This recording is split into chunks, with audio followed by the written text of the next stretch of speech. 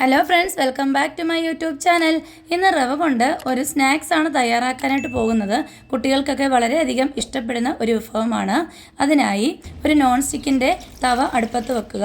അതിലേക്ക് 1.5 കപ്പ് വെള്ളം, ഒരു ചെറിയ പച്ചമുളക് ചെറുതായി അരിഞ്ഞത്, കുറച്ച് ഇഞ്ചി ചെറുതായി അരിഞ്ഞത്, കുറച്ച് ചില്ലി ഫ്ലേക്സ്, കുറച്ച് മല്ലിയില, കുറച്ച് ഉപ്പും ചേർത്ത് നന്നായി ഒന്ന് തിളപ്പിക്കുക.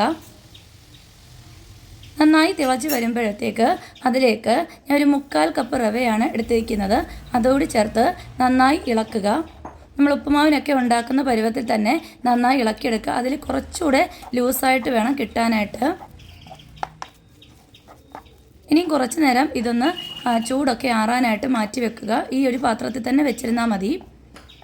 ഏകദേശം ഒന്ന് തണുത്തതിന് ശേഷം നമുക്ക് മറ്റൊരു പാത്രത്തിലേക്ക് മാറ്റാം. ഒരുപാട് അങ്ങ് തണുത്തു പോകരുത്. അപ്പം ഞാനൊരു മറ്റൊരു ബൗളിലേക്ക് മാറ്റിയിട്ടുണ്ട്. ഇനി ഇതിലേക്ക് ഞാൻ ഒരു 3 സ്പൂൺ കോൺഫ്ലോർ ആണ് ചേർക്കുന്നത്. അത് ചേർത്ത് നന്നായി ഇളക്കുക.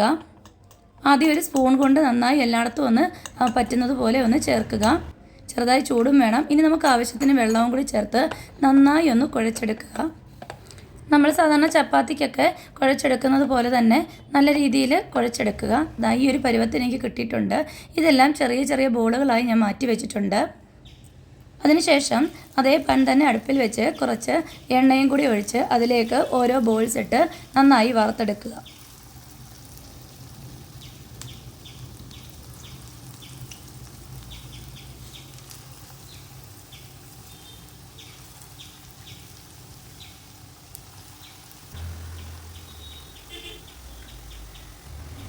ഏകദേശം ഒന്ന് ഒരു സൈഡൊന്ന് മൂത്ത് കഴിയുമ്പോൾ നമുക്ക് എല്ലാ ബോൾസും ഒന്ന് തിരിച്ചിട്ട് കൊടുക്കാം.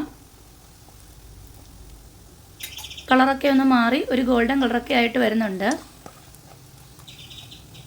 ഇടയ്ക്കിടയ്ക്കൊന്ന് ഇളക്കി കൊടുക്കാം. ഏകദേശം ഒരു ഗോൾഡൻ ബ്രൗൺ കളറായിട്ടുണ്ട്. ഇനി നമുക്കിത് കോരി മാറ്റാം.